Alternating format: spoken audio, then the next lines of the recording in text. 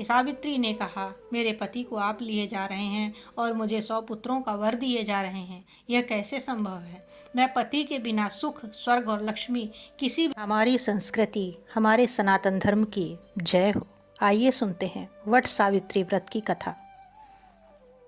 वट सावित्री व्रत का शुभ मुहूर्त और पूजन विधि क्या है? पंचांग के अनुसार वट सावित्री व्रत ज्येष्ठ माह के कृष्ण पक्ष की अमावस्या तिथि को मनाई जाती है। इस बार अमावस्या तिथि की शुरुआत 18 मई को रात 9:42 पर होगी और इसका समापन 19 मई को रात 9:22 पर होगा। उदया तिथि के अनुसार वट सावित्री व्रत इस बार 19 मई को ही रखा जाएगा। पूजन का यह तरीका बहुत ही सटीक है। वटवृक्ष की जड़ में जल डालें, फूल, धूप और मिठाई से पूजा करें।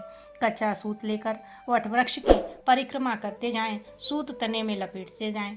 उसके बाद 7 बार परिक्रमा करें। हाथ में भीगा चना लेकर सावित्री सत्यवान की कथा सुनें।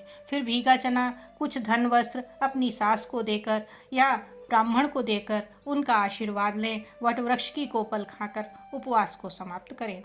वटवृक्ष बरगद एक देववृक्ष माना जाता है। ब्रह्मा, विष्णु, महेश और सावित्री भी वटवृक्ष में रहते हैं। प्रलय के अंत में श्री कृष्ण भी इसी वृक्ष के पत्ते पर प्रकट हुए थे।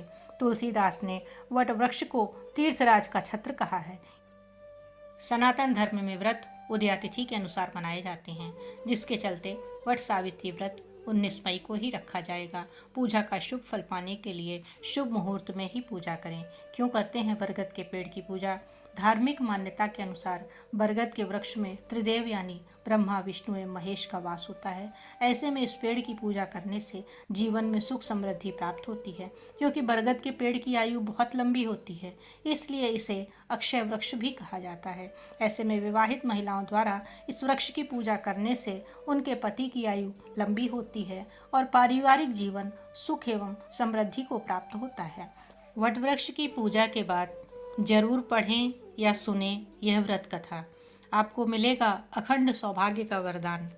सावित्री और सत्यवान की कथा सबसे पहले महाभारत के वन पर्व में मिलती है, जब युधिष्ठिर मार्कंडेय ऋषि से पूछते हैं कि क्या कभी कोई और स्त्री थी जिसने द्रौपदी जितनी भक्ति प्रदर्शित की। सावित्री प्रसिद्ध तत्वज्ञानी राजर्षि अश्वपति की एकमात्र कन्या थी। अपने वर की खोज में जाते समय उसने निर्वासित और वनवासी राजा दुत्मसेन के पुत्र सत्यवान को पति रूप में स्वीकार कर लिया। जब देवर्षि नारद ने उनसे कहा कि सत्यवान अल्पायु हैं, केवल 1 वर्ष ही इनकी आयु शेष है, तो सावित्री ने बड़ी दृढ़ता के साथ कहा, जो कुछ होना था सो तो हो चुका।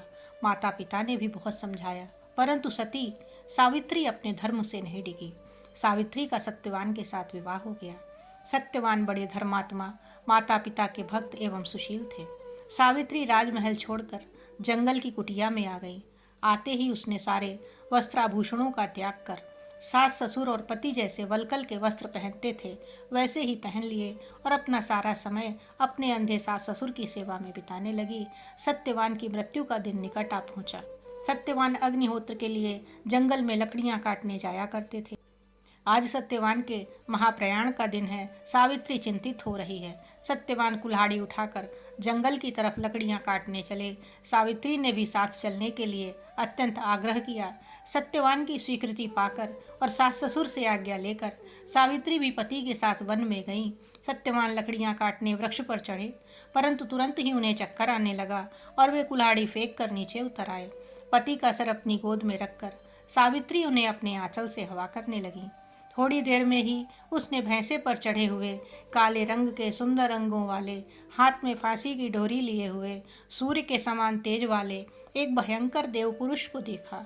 उसने सत्यवान के शरीर से फांसी की डोरी में बंधे हुए अंगूठे के बराबर पुरुष को बलपूर्वक खींच लिया। सावित्री ने अत्यंत व्याकुल होकर आर्त स्वर में पूछा कि हे देव, आप कौन हैं और मेरे इन हृदय धन को कहाँ ले जा रहे हैं?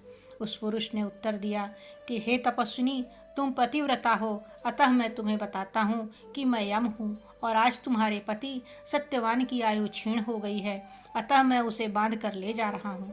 तुम्हारे सतीत्व के तेज के सामने मेरे दूत नहीं आ सके, इसलिए मैं स्वयं आया हूँ। यह कहकर यमराज दक्षिण दिशा की तरफ चल पड़े। सावित्री भी यम के पीछे पीछे जाने लगी। यम ने बहुत मना किया। सावित्री ने कहा, जहाँ मेरे पतिदेव जाते हैं वहाँ मुझे जाना ही चाहिए, यह सनातन धर्म है। यम बार बार मना करते रहे, परंतु सावित्री पीछे पीछे चलती गईं। उसकी इस दृढ़ निष्ठा और पतिव्रत धर्म से प्रसन्न होकर यम ने एक एक करके वर रूप में सावित्री के अंधे सास ससुर को आंखें दी, खोया हुआ राज्य लौटा दिया, उसके पिता को 100 पुत्र दिए और सावित्री को लौट जाने को कहा। परंतु सावित्री के प्राण तो यमराज लेकर जा रहे थे, वो लौटती भी तो कैसे। यमराज ने फिर कहा कि सत्यवान को छोड़कर चाहे जो मांग लो। सावित्री ने कहा, यदि आप प्रसन्न हैं तो मुझे सत्यवान से 100 पुत्र प्रदान करें। यम ने बिना ही सोचे समझे प्रसन्न मन से तथास्तु कह दिया। वचनबद्ध यमराज आगे बढ़े। सावित्री ने कहा, मेरे पति को आप लिए जा रहे हैं और मुझे 100 पुत्रों का वर दिए जा रहे हैं, यह कैसे संभव है। मैं पति के बिना सुख, स्वर्ग और लक्ष्मी किसी भी की कामना नहीं करती, बिना पति मैं जीना भी नहीं चाहती। वचनबद्ध यमराज ने सत्यवान के सूक्ष्म शरीर को पाश मुक्त करके सावित्री को लौटा दिया और सत्यवान को 400 वर्ष की नवीन आयु प्रदान की। इसी के साथ हम आपसे आज विदा लेते हैं और आगे भी इस तरह की पौराणिक एवं धार्मिक कथाओं को सुनने के लिए चैनल को लाइक एवं सब्सक्राइब अवश्य करें।